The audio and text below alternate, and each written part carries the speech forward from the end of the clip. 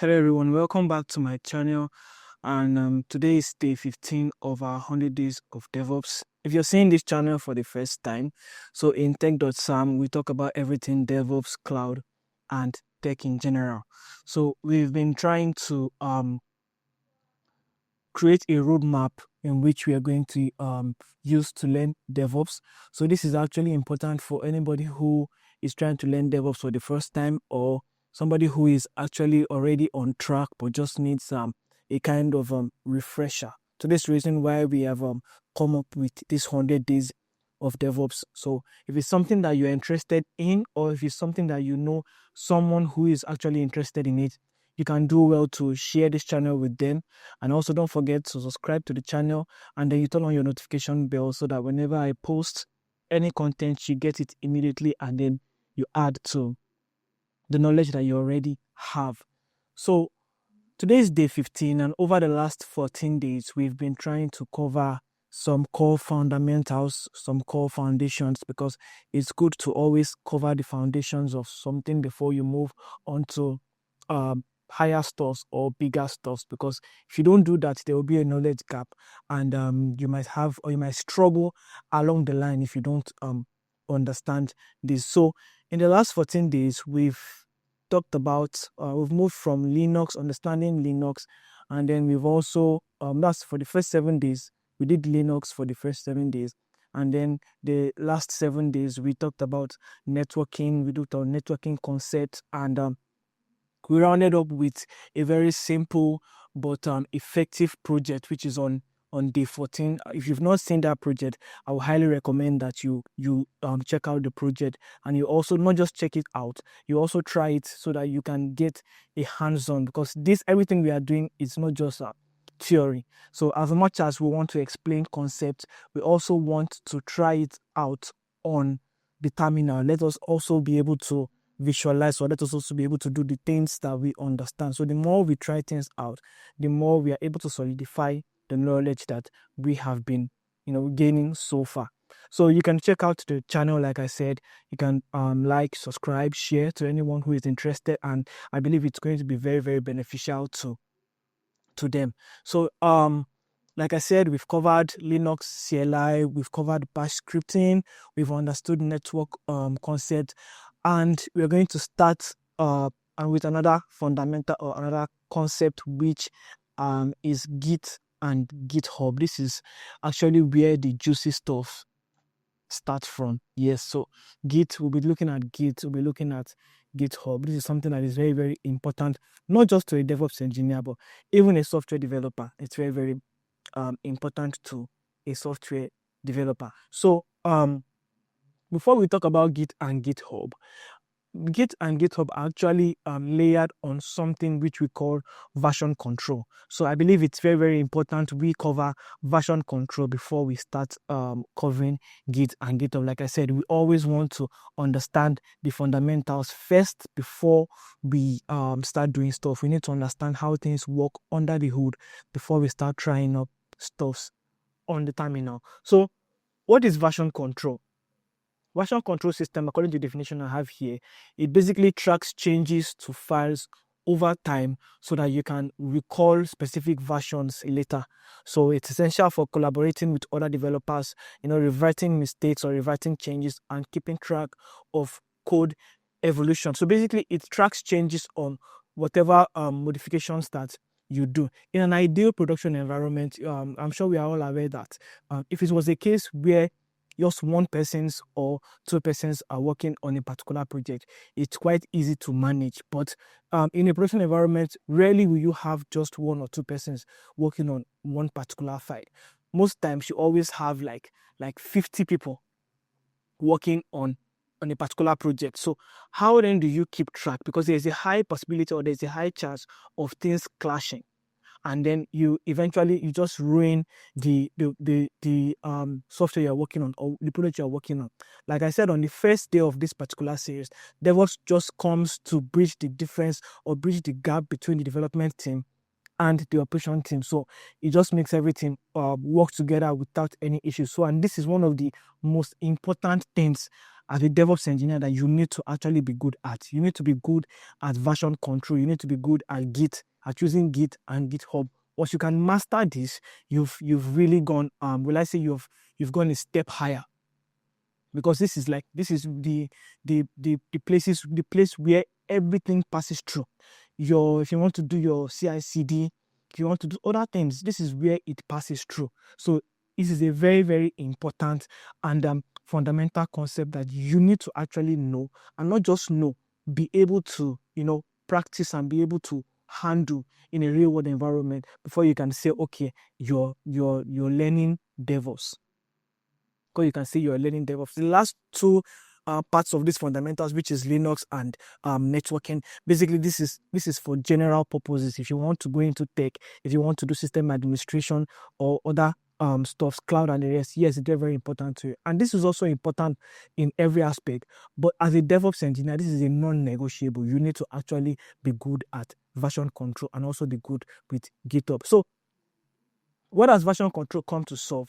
Like I said, it tracks changes and all of that, but basically it comes to solve two major issues. Version control has come to solve two major issues. Number one issue is sharing of code. Sharing of code. So like I said, when, let's say for example now, two developers are working on a project, let's say a calculator function, and then one developer is working on the addition function of the calculator, and the other developer is working on the subtraction function of the calculator. They can always just share their codes via maybe mail or maybe Slack, or just they can just share the code, because basically they're just like two persons working on it. But like I said, in a production environment, you have like a high number of people working on a particular project. It's usually a very, very big stuff. So there will be so many people working on so many functionalities. So now it becomes important for us to have a system that keeps track of all those changes and make sure that everything follows due process. So this is one of the first things that version control has come to solve. So the second thing that version control has come to solve is versioning. Yes, versioning in the sense that, say for example, say a developer decides to work on addition functionality, and in the functionality, what he was working on was addition of two numbers. Let's say x is equals to a plus b. So this is what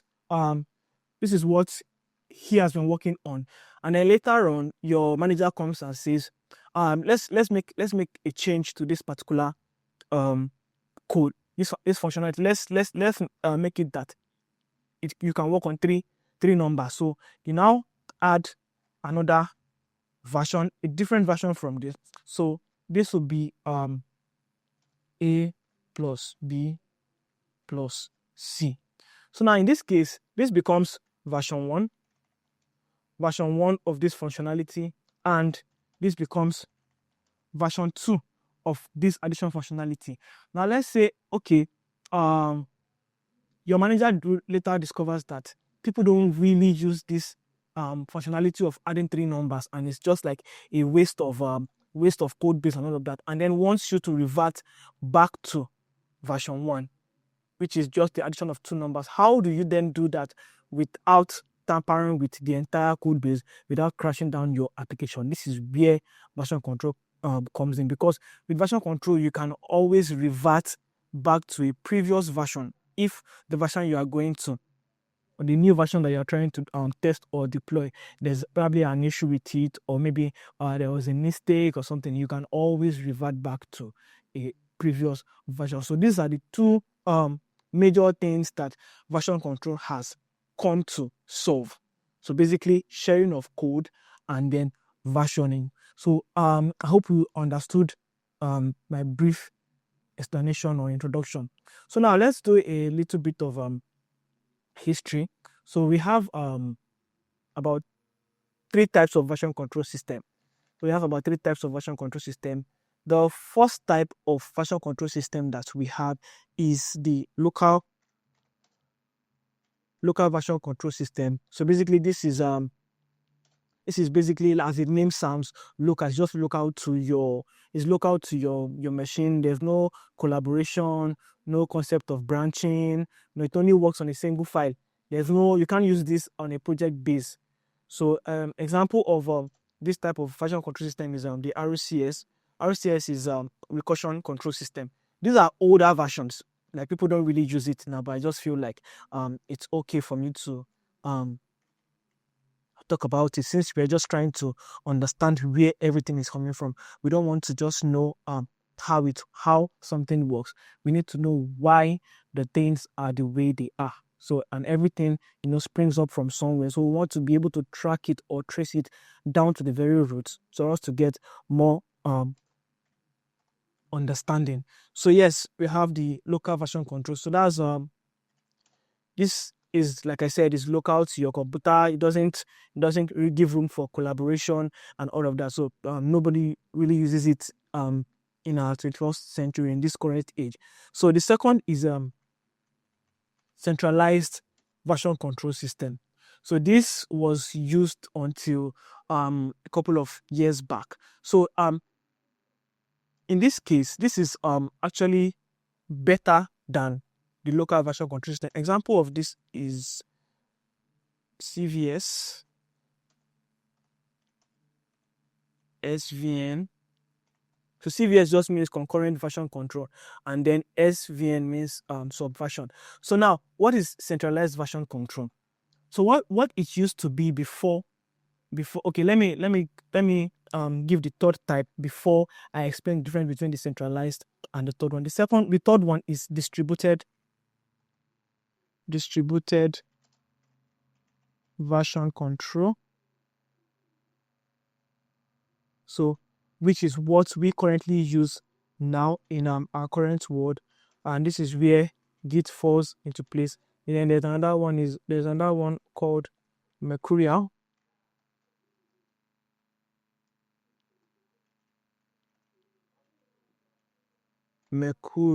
Yes, but most widely used is Git. So that's why we're going to be focusing on Git for this particular session, or this particular part of our journey. So now, I said there's a difference between the centralized and the distributed version control. So what's the difference between the two? Let me move this, and so let's say you have two developers. So you have developer A. You have developer A working on a project, and then you have developer B working on another project. So let's call this A, and then let's call this B. So they're working on a project, and they want a centralized system where they can share their code. So now, what happens is that there's like a centralized server. This is the centralized let me call this centralized version control. So what happens is that developer A writes his code and then shares it to the centralized server, and developer B picks the code from the centralized server and then to his own code base, and then updates, and then shares back to the server, and then developer A takes it back. So basically, this is how the centralized version control system works. There's one central version control that everybody reaches. So it's the single source of truth for this project. The problem with this type of version control system is that if anything should happen to this version control system, everybody loses what they've been working on. Everybody loses what they have been working on. So it's basically like you're starting over from scratch. So that is the difference. So now what happens is that we've I think some persons discovered this issue, and they decided to think of a way to plan for, let's say, we call it in system administration, we call it fault tolerance. We call it redundancy, where you have, like, if anything should go bad with your main system, there's like a backup which you can always fall back on and you continue where you stopped, so that you don't have to go back from scratch. So that is where the distributed version control system comes in. So in this case, let me go back and let me put this. So in this case, developer A is working on a project, and developer B is also working on another functionality of the project. Then we have the distributed version control system. So now, the difference between this and the centralized version control system is that in this particular case, yes, A also shares a code to the distributed version control system, and then B also picks it up, and then B shares a code and A picks it up. So now the difference is that this is not the only source of truth for this particular project, in the sense that developer A can create a copy of this system and then share his code here. And then instead of developer B coming to this place to pick, he comes to the copy of developer A and picks the code. And then developer B in turn can have his own copy of this same version control system. So whatever you have in this place can be in developer B's copy and developer A's copy. So now the major difference, like I said, is that you are able to create separate copy of a central distributed system.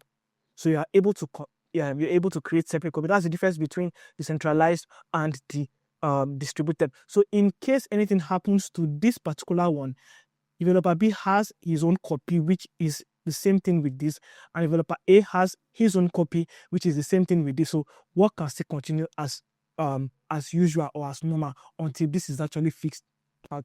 And then there's a term that we used to call this, where you take out a version or a copy of a version control system. So this term is what we call fork. So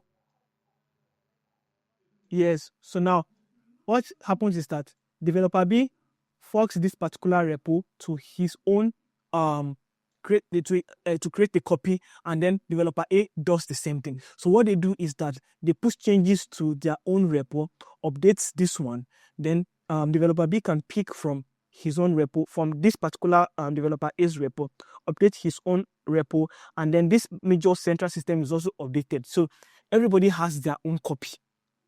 So basically, this is the major difference between the centralized and the distributed. And then, like I said, the term is called fork, F-O-R-K. So when we go to GitHub, I would show you the place where you see the FORK, where you can actually create a version. So it creates the version of that particular central version control system, and then each individual has the one they are working on. So if anything should actually happen to the main one, if it is tampered with, each developer has their own copy which is updated, and they can just continue from there. So that's the difference between the centralized, the distributed version control system. So now, so far, we've learned what version control system is. We've learned the purpose. We've learned the problem statement and what it comes to address. We've also learned what the type of version control system is. So now let's go to what we actually want to focus on. So basically, like I said, we are going to focus on Git and GitHub. So let's move on pretty fast. So now let's look at what is Git and GitHub. So what is Git? Git is an open source distributed version control system. It's open source in the sense that you can always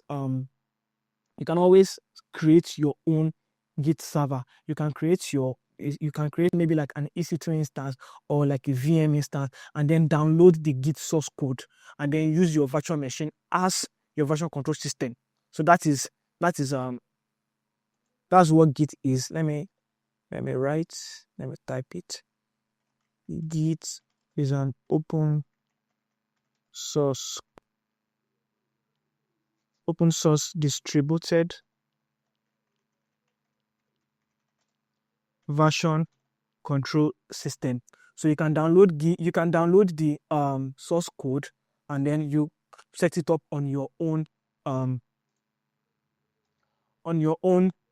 virtual machines or your own EC2 instance, or just set it up like by yourself. But the issue with all this stuff is that when you set it up yourself, you are responsible for managing your server, your version control system server. So you have to update it, you have to install packages, you have to make sure that everything is up to date. You have to create fault tolerance, in the sense that if that VM goes down, is there any backup? Is there anything that you can fall back on? Is there anything that can be used to mitigate against losses? So now some companies decided that, okay, instead of it's just the same thing with your cloud platforms now.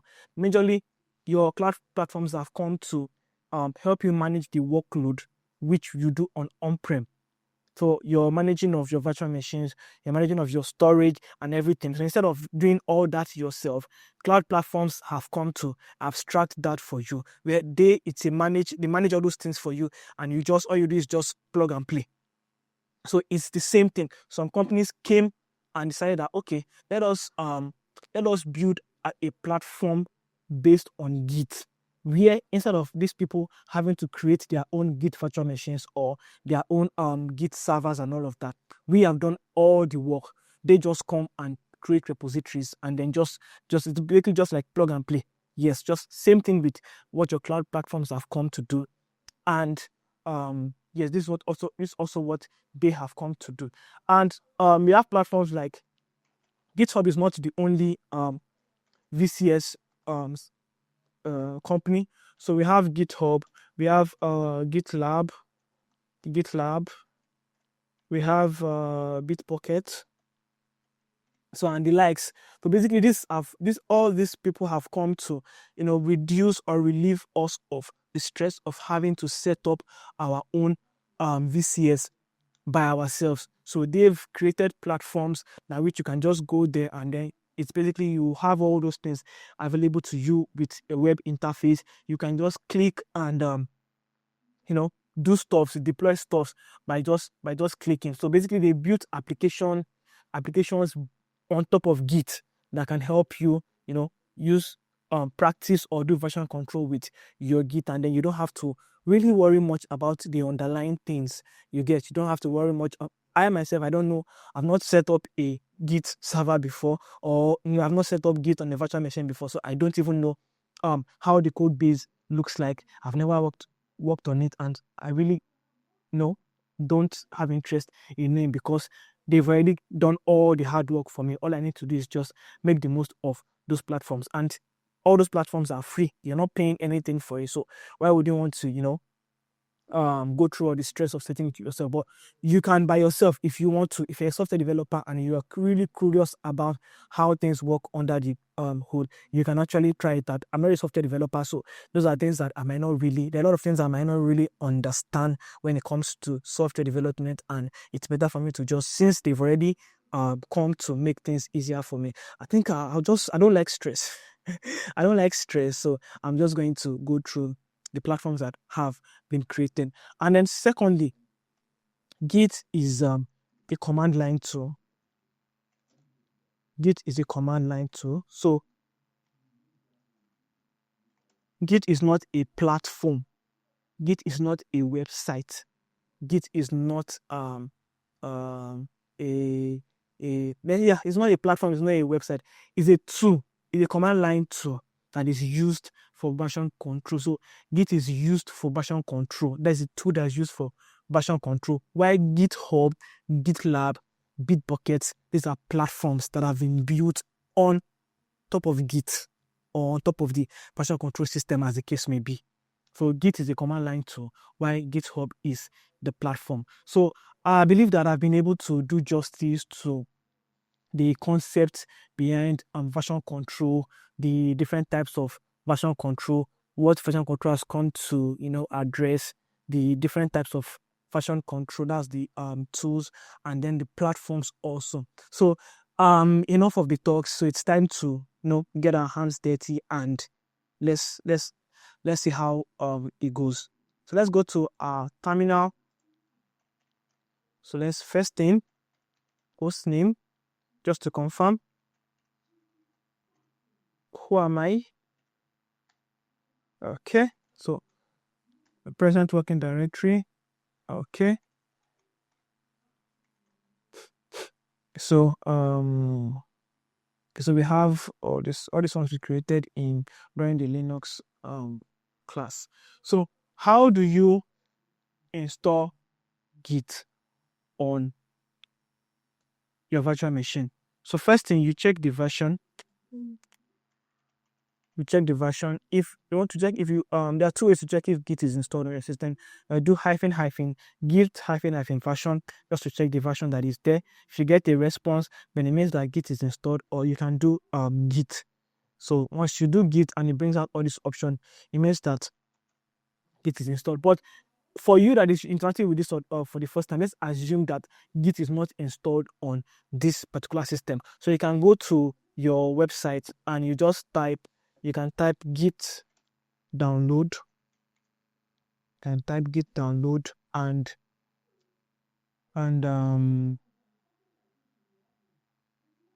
you can click on this.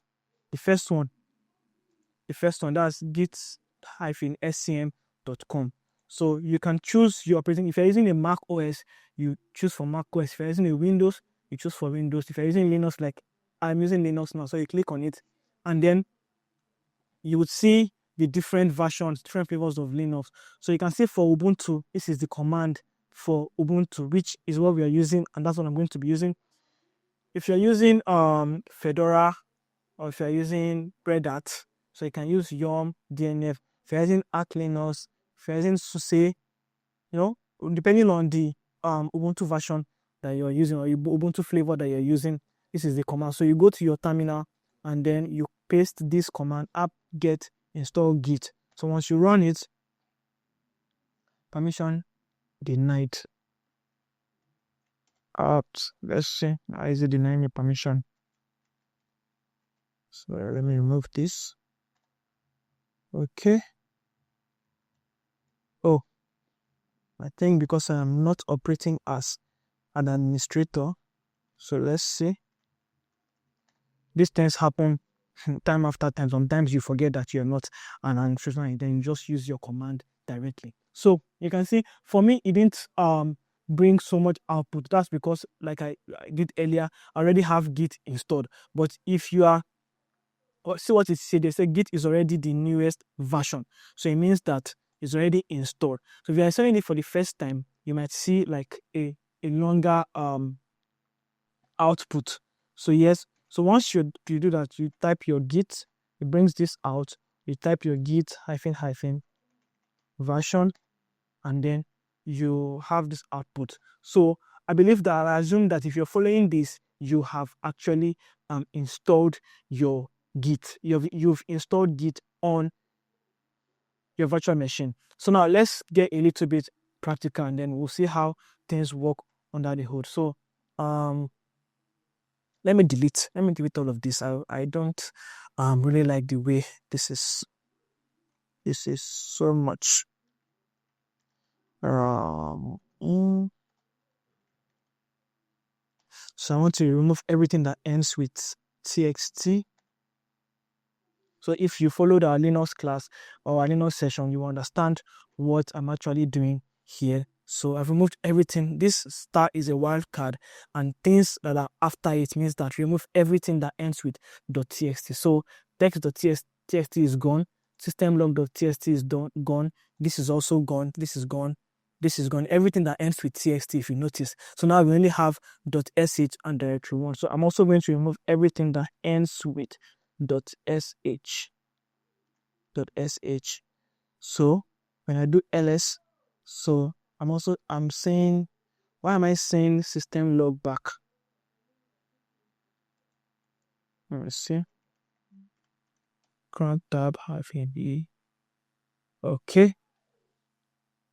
So if you don't understand what is going on here, it's created back. It's created back because my cron tab is actually on. So it creates every type. So I need to remove that. That's why system load is coming back. But let me remove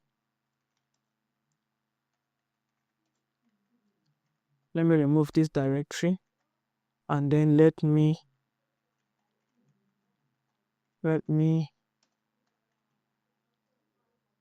delete this, or let me comment this out. So if you missed our class on, or our session on cron jobs, you can actually go back. I think that should be either day 3 or day 4. Yeah, we did immediately after bash scripting, after shell scripting, we did cron jobs, and then just basically scheduling how or when you run your scripts. So let's remove this now. Let's remove this. So we should have a clean slate now. So let's create a directory. Let's do 100 days of DevOps.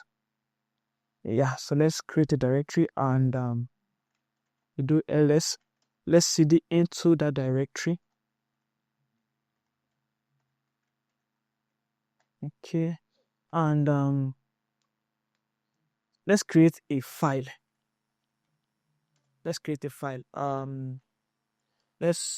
So we're going to basically be writing a story, and then we're going to be tracking our changes or any modification that we make to each line of our story. So let's create a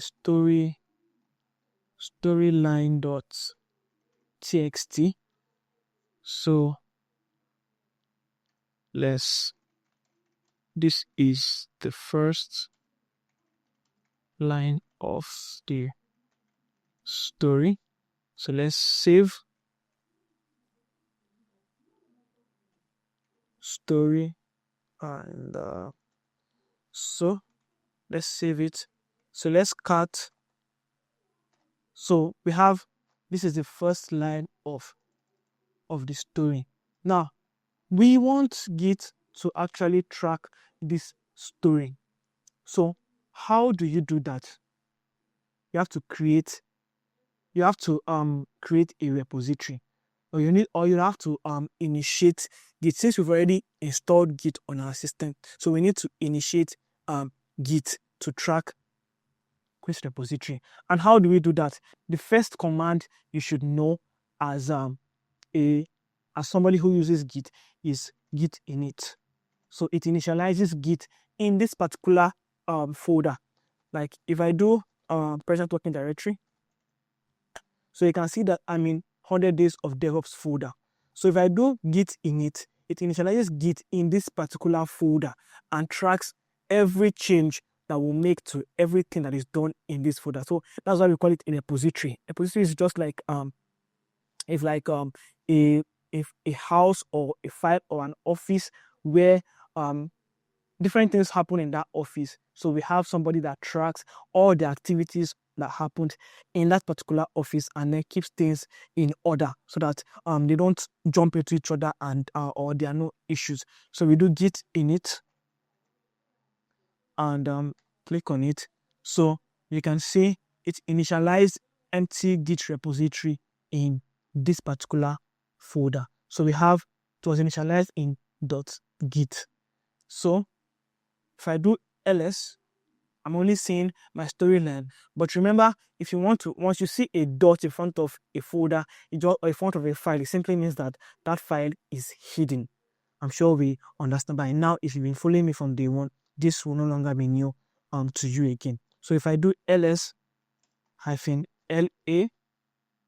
so you can see .git. So you can see .git. So now we've already created a repository which is going to track all of our changes in this particular folder. So let's see what is inside Let's see what is inside .git.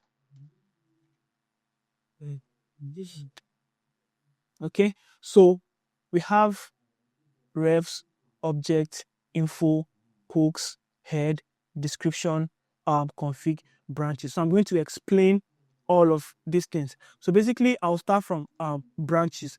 So branches is like I said, you create a different a copy of something.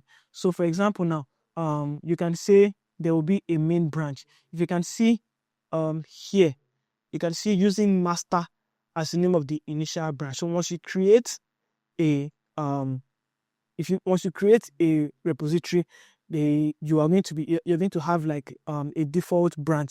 In some cases it's master, but now most of the time we use main. So branch is just like a part of a software.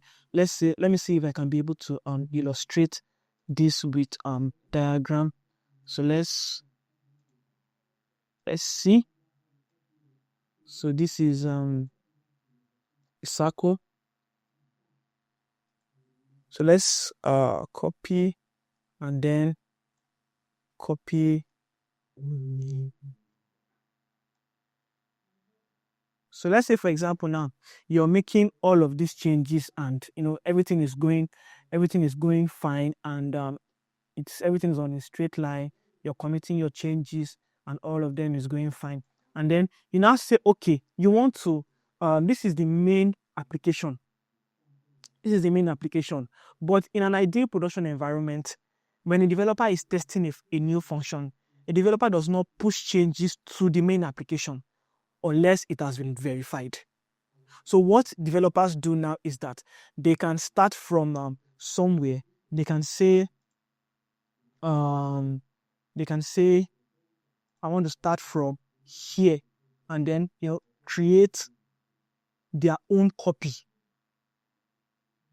They want to create their own copy of that function, and then they start committing changes to their own copy. And then once all the changes have been effected, so once all the changes have been effected, then what happens is that the developer now goes ahead and merges it to this particular main branch. So this is basically this is as detailed as I can explain it. So it's just basically a branch is just like you're branching off, or you are moving off. You're creating a different version of your main version. So like I said, let's assume that this is the main. Let's assume that this is the main application. Okay, let's assume that this is the main application here, and then you are told to work on, let's say you're working on a website and you want to work on the contact us button of that particular website. So while you are working on that, nobody is actually going to allow you push your changes directly to the main application. Nobody's going to allow you in an ideal production environment. That's why we have things like branching, pull request, merging. We're going to look at all of that as we go further. It's actually a very, very interesting thing, and I'm taking my time to explain so that you have a very, very good knowledge. You have a good foundation of what we're going to do, because everything we're going to do forward will be based off on this. So if you don't get this concept very, very well, it's going to be an issue when we start doing some other stuffs. So that's why I'm taking my time to actually explain as best as I can. So now the developer now takes this particular code and then branches off on its own and then start working. Maybe he works on the first one, he makes a commit to his own branch. Whatever he's doing here is not reflecting on this particular branch. It's not. So he's just doing his own thing. And maybe he sees something that he needs to also correct, and then you make another commit, and then you're still working, and then you see another thing that you need to correct again, then you make another comment. So let's assume that, okay, you've done everything now, and to you it's looking perfect. And then what you do is that you send a request. So once your let's say line manager or your boss reviews your code and then sees it and say, okay, it's working fine, then they will now you now merge it to the main, the main branch. So this is the one that is actually live. This is what everybody is seeing. This is what is running on your production, and your users or your customers, this is what they are seeing. But this is only visible to you. That's the developer that is working on that particular feature. So most times, each developers will have their own brand. We call them feature branches. So each developer will have their own branch where they work on different things, and then once they are done, they merge it with the main branch. And then and that's why you can see that Google can make changes to their website, and there's no downtime. That's because they have already done it within themselves using a feature brand, and then they've already confirmed that it's working fine. A lot of things, not just about the branching and merging, a lot of things that takes place, you understand. But this is just one of the things that actually takes place. That's why during the Christmas Christmas season or festive season, Google can change their interface. The way the G looks like might be different. The way the O looks like might be different. These are part of the things that actually comes to play to ensure that all these changes happen without any issues, without any downtime. So I believe I've really taken my time to explain branch. So let's move to config. So any configuration setting, this is self-explanatory. Any configuration settings, like we are going to configure our username, our email address. So we're going to configure it. So any config setting is actually put in this place. So I'll move to head. So head just really points to the actual version that is currently being used. So like I said earlier, that sometimes there is let me go back to my slide here. So let's say this is version 1 and this is version 2. So as at the time that this version is created, the head will point to this. So when a new version comes up, the head automatically points to this new version. So when you revert back to version 1, the head goes back to this place. I'm going to show you how you can see where your head is currently pointing. So, but just have it in mind that wherever head just basically points to the version of your application that is currently being displayed. So hooks basically is just like hooks prevents you from committing like your API tokens, your environmental variables. It just prevents you from committing it to the GitHub platform. This is where things like your .git ignore comes in and all of that. So basically, this is what the hook does. Then objects, everything that you do in this particular folder, or in this particular folder, any file you create, any folder you create in this particular folder, in this particular repository, is called an object. So .git tracks every object, and everything that is basically done there. So I believe I've been able to explain how all these things work. The moment you delete this file, if you delete this .git file, that means you've deleted your repository. Git is not going to track anything that you are doing again. So it's not meant to track it. So now, moving forward, there are 3 essential commands. We've learned git init, and there are 3 essential commands that summarizes the life cycle of Git. And these are commands that every DevOps engineer, every software developer should actually know and get really good at. There are several commands, of course. There are several commands that does several stuff, but there are 3 essential ones that it's a non-negotiable. You must know it, which are git add, git commit, and git push. So git add, git commit, git push. So basically, I'm going to explain all of this one after the other. So, but another command before we start explaining the git add, commit, and push. Now we've modified our storyline.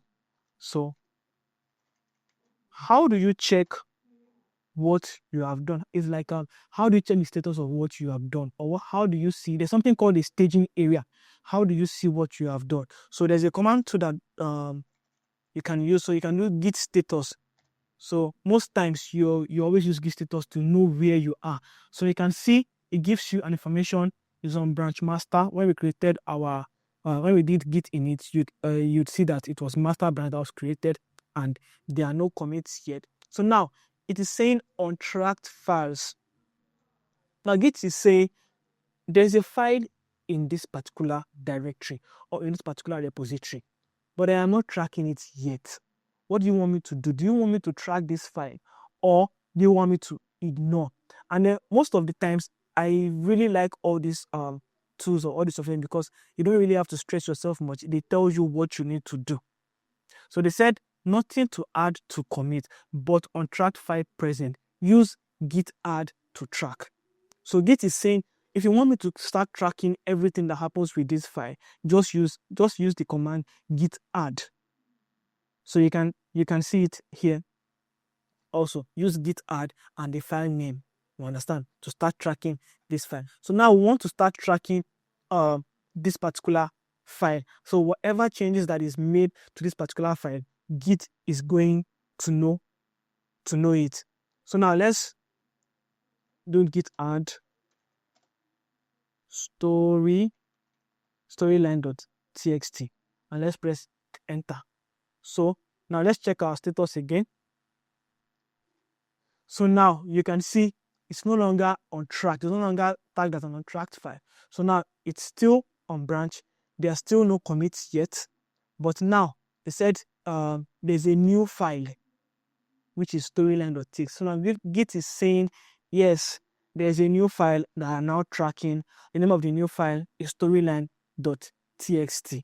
Now if you want to, it's saying if you want me to stop tracking this file, if you want to remove this file from the files that I'm going to stop tracking, you do git rm cache and then the name of the file. So once you, like I said, this is a staging area. So once you do that, you take it to on stage. It means that Git is no longer tracking it. So now let's modify the file. Let's vim into our storyline. So now Git is tracking this file. So we're going to see the difference now. So let's do so this is the second line of the story, and then let's save. Now we've saved. We didn't do any other thing apart from writing another line on this our storyline.txt. But now let's do git status. So now you can see two outputs.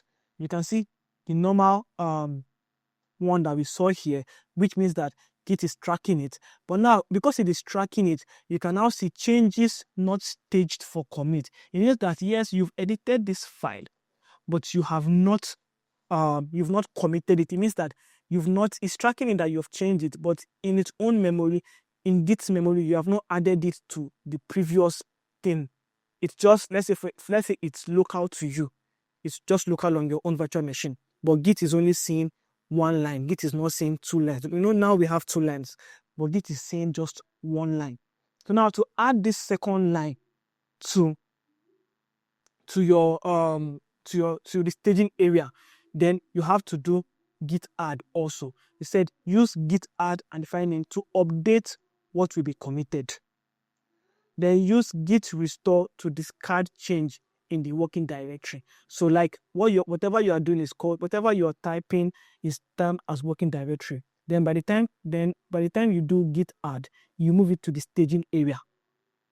So your staging area is where you can add, where you can remove and modify and all of that. Then before you now commit. So now let's now add this again. So I'm going to do git add, and we are going to use let's see, git status. So we've already added it to the storyline. So now everything is already added. So now there's something I was supposed to do before that, but let's edit this file again. Let's edit this file again, and I want to quickly show you something. This is the third line of of the story. And okay, so let's clear. And let's do git status. So now we are back here. Yes, I wanted to come back here. So now you can see that there are changes, and but you're not seeing those changes. You, as you are the one that, of course, we modified this file, so we know what we have, we know what we changed. But let's assume that you don't know what was changed. How do you check the difference between what you have in your staging area and what you have in your working directory? There's another command called git diff. So basically, git diff shows you the difference between what you have in your staging area and then the new change that have been made in your working directory but is yet to be staged. So you can see these first two lines, they are in white. They're in white, while the third line is in green, and you can see a plus in front of it. It means that this particular line it has been edited in the working directory, but it is yet to be staged. So always run git diff when any change has been done. This gives you an overview of the things that have been changed, and it just shows you the difference between what is in the staging area and what is in the working directory. So you can now go ahead and say git add. If you have, let's say if you have so many files that you want to commit at the same time, you can just use dot. So once you do git add dot, it means track all the files. Let's say you have like 5 files or 10 files that you've changed. You cannot be doing git add storyline.txt, git add another one, git add. It's a whole lot of work. So there's a command that you can just use to add everything. Some people use git add I think -a, I think so, but I'm not really used to it, so I just use dot. So git add dot does the same thing. So when I do git status, okay, so now we've looked at git init, we've done git status, we've done git diff, we've done git add. So another command that I told us we should be good at is git commit. So now you have made changes and everything, it's in the staging area and all of that. Now how do you commit it to it's like you're committing it to, how do I say it now? You are submitting it for review or something like that. I'm trying to get the word, but it's not coming. So you can do git commit, and then you always have to leave a message. It's good because it just shows you, it just tells every other person working on this project what you have done. So you can write anything here. My first commit. So once you click on okay, now good, it's saying author identity unknown. Please tell me who you are. Run git config global username and email to set your account default identity.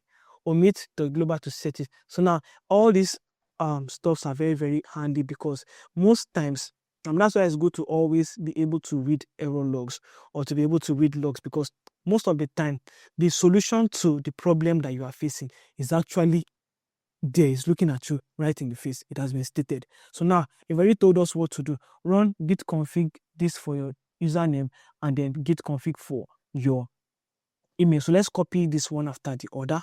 So let's do this, and I'm going to put my email address.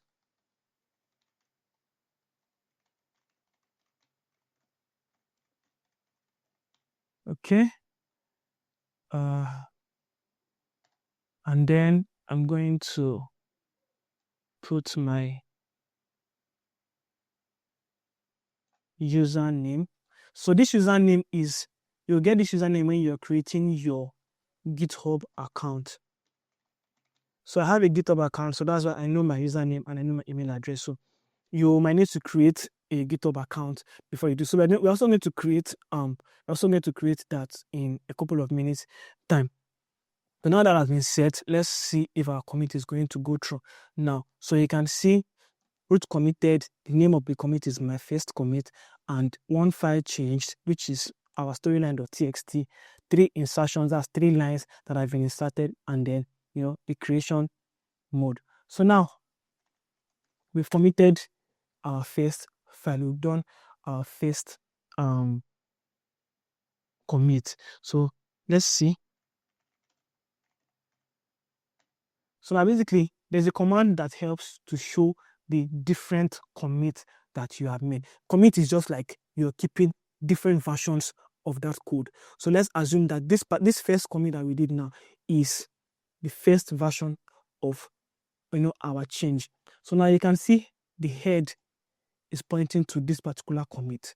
So this is where it is tracking the change. So now let's do something. Let's make changes. Let's make changes to our code.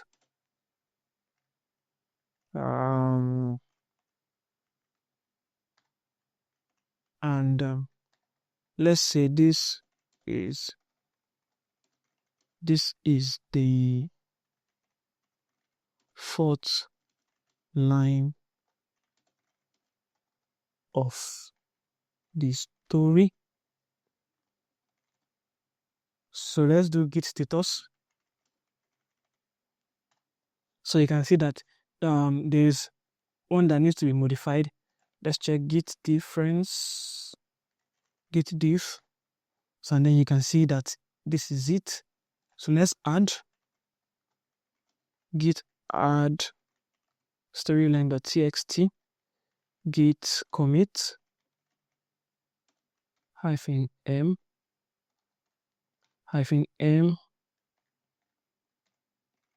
this is the second version of the story. So let's do this now. So you can see one file changed, one insertion. So now let's go back to our git log and you'll see something. So now you can see that now we have 2 entries. So like I said, the head will always point to your latest change. So you can see that my first commit, there's a commit ID, for this one, and it shows you the time, the date, and everything. So now I'm going to do something now, which is something that we do. I told you one of the things that Git has come to do is versioning. So yes, we are going to version this particular changes now.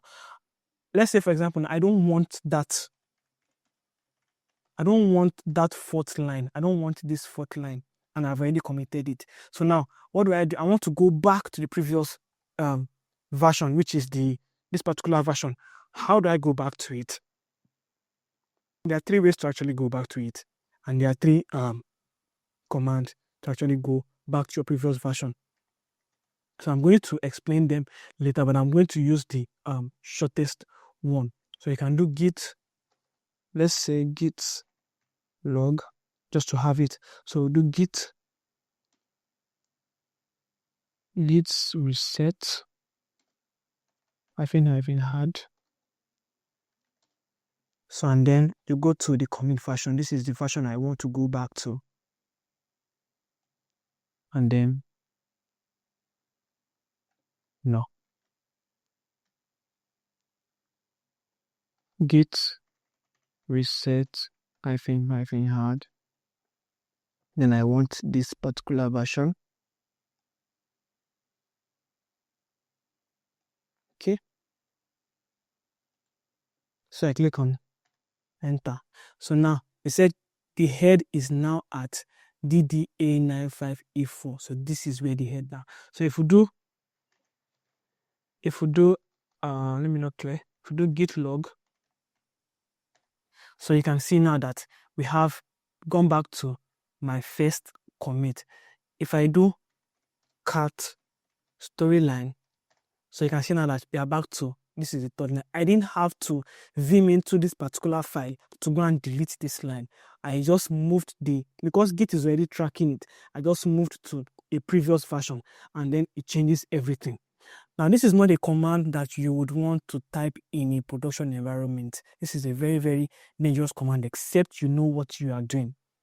There are other types of command. There are other ways you can go about this. You can use git checkout and then the commit ID, or you can use git revert and then the commit ID. So by yourself, you can, read up on that and then know exactly how it works and what each command actually does.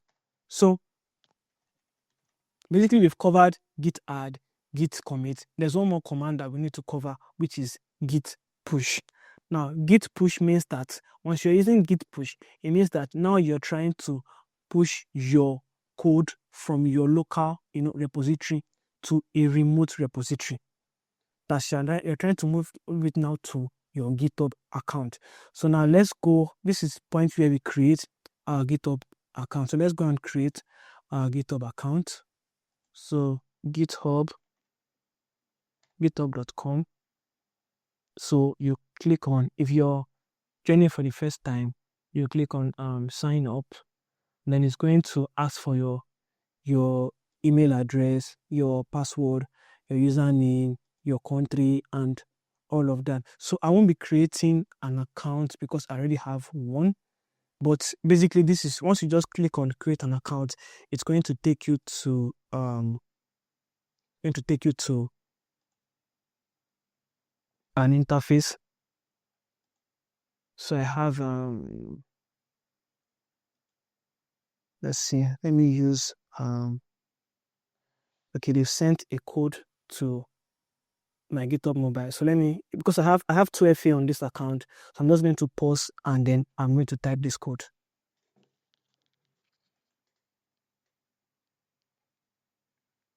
All right, so I've done that. So we are back. So when you log in, when you've created your account, this is a typical example of what you are going to see. So I have some projects that I've worked on and all that.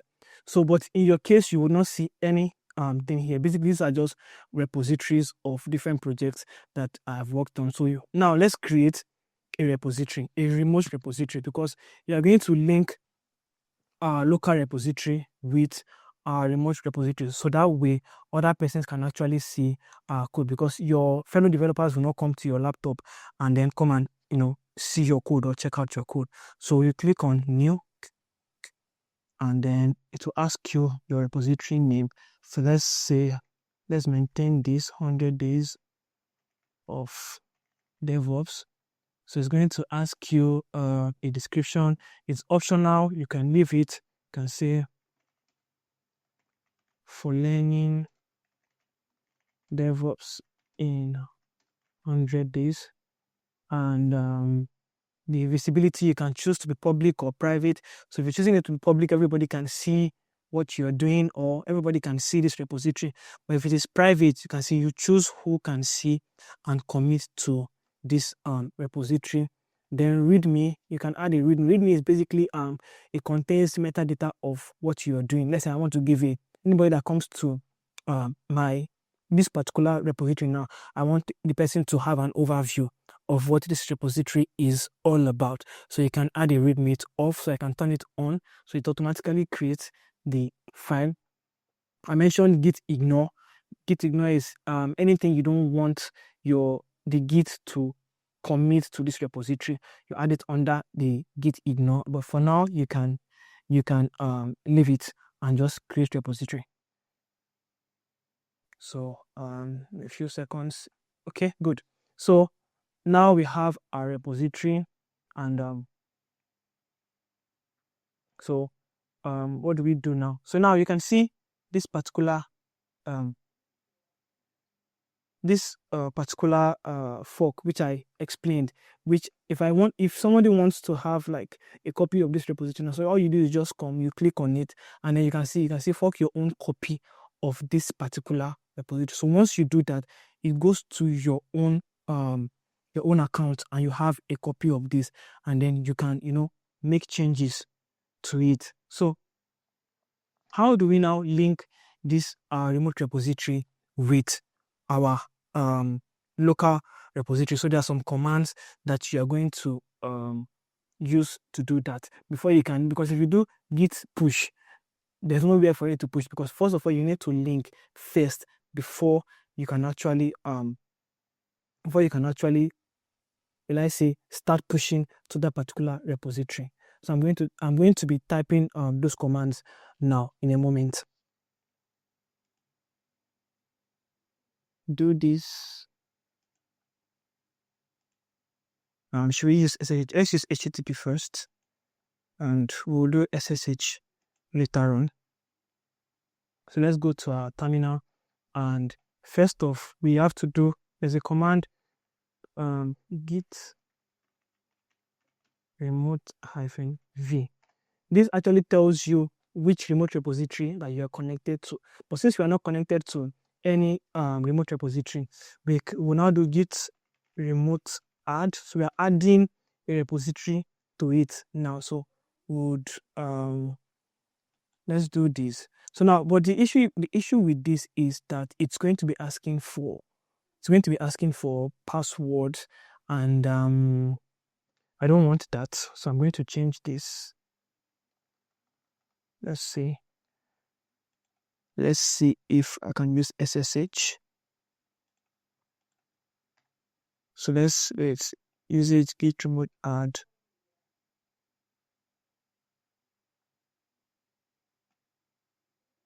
Okay. So let's go back. So okay, I think I saw where the mistake is. So we didn't set our origin.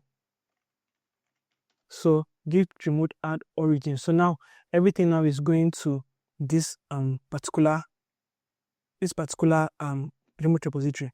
So when I click on it and I type git remote -v, so it's showing you, if you want to fetch, that's git pull.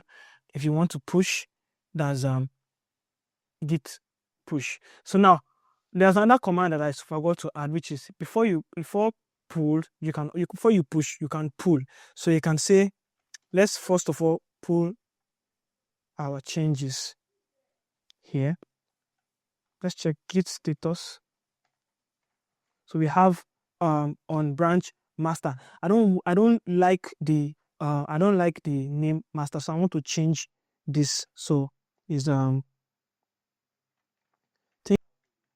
branch -m main. So I want to change the branch from origin to the branch from master to main. So when I click on it and I do git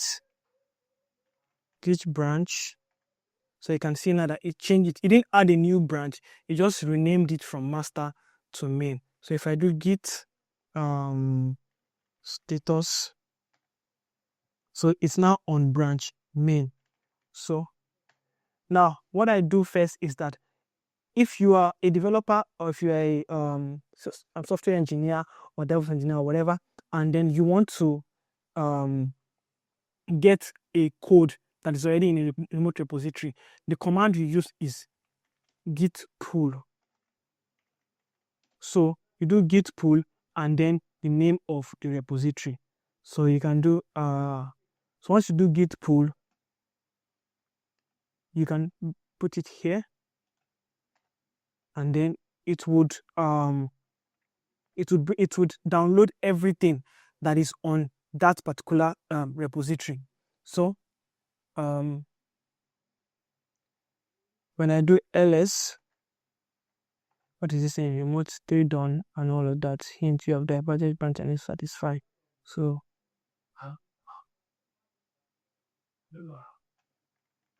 git branch is main. So so we just rebase it. Rebase, we'll talk about git merge, git rebase and all of that tomorrow or the day after. So now we've rebased it. So we've already pulled all of our changes from our remote repository down to, so you can see that the README we created on the remote repository now is on our local repository. So you can see for learning DevOps in 100 days. So now that we have already pulled that, we can now go ahead and push. So we now do git push. Remember, we set our origin, and then we've changed the name of our branch from master to main. So now we're going to click on git push origin main. So let's push, saying, do you want to connect? So yes, since we used SSH, so we're going to use yes. So it has added the permission denied public key. So could not read from remote repository. Okay, so what is happening here? Since we are using SSH, we need to create an SSH connection between my local repository and the remote repository. So how do I do that? We have to generate SSH keygen. SSH keygen. So the type is RSA and the number of bits is 4096 and -c. So I can just put my username.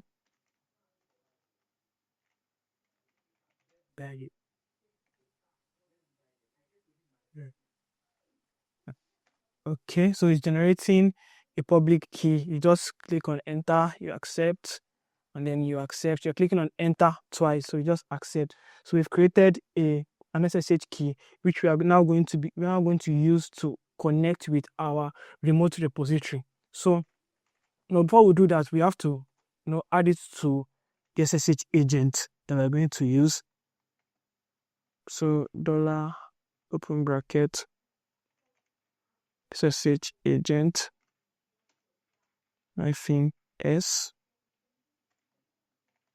So we have added it to the agent. So now we have an agent. We've created a process ID of 3324. Then we do SSH add.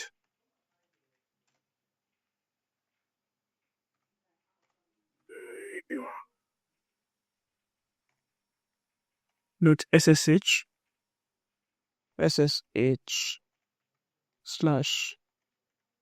/ID RSA. So now there's already an SSH file that has been created, so it has an ID. So we are going to add the agent to this particular SSH ID so that we can use it. You can see identity added. So it has added this particular agent that has been created. So what we do next is that we now cut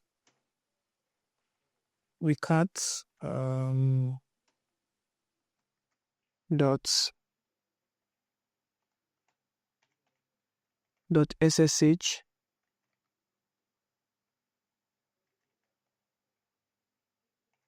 so we want the public ID. So because now it's the public ID that we are going to add to our remote repository for us to be able to communicate with it. So on no account should you share your private ID, because when we created this SSH keygen, it generated a public and a private key, generated two keys, a public and a private key. Your private key should always remain on your virtual machine. So on no account should you share your private key with any other person, because if anybody gets hold of that private key of your virtual machine, they can do and undo. But you can share your public key to a remote repository, and you can. So we are going to copy from here. We're going to copy from here, and then we'll go to this place and come here. Go to settings. Go to settings. And you can see SSH and GPG keys. So you click on it and you add new SSH key. So you can say Ubuntu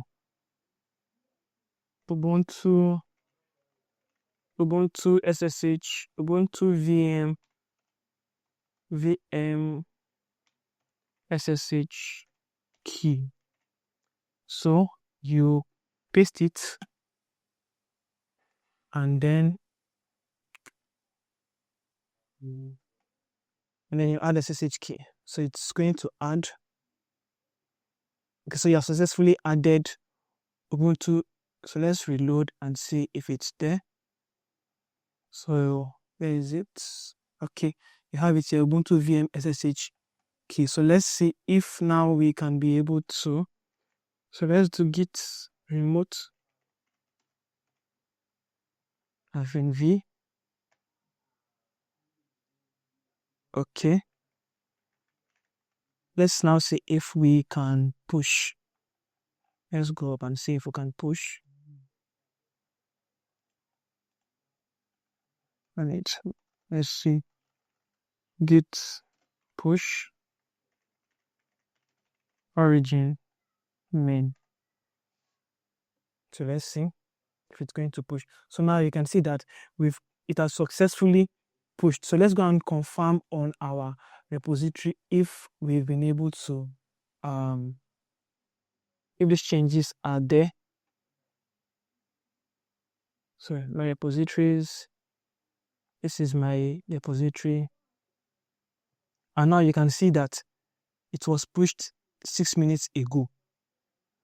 So, and you can see if I click on it, you would see what is here. This is my first line of the story and all of that.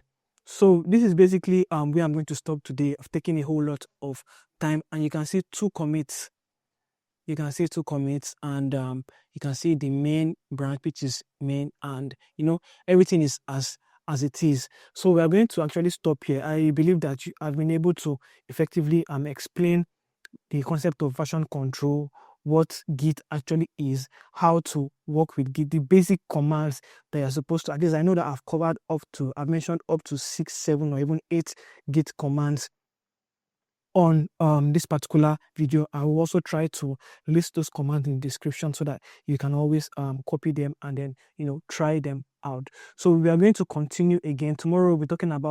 We'll be going further, talk about branches, talking about merge, talking about rebase and the like. So I'm going to see you again tomorrow.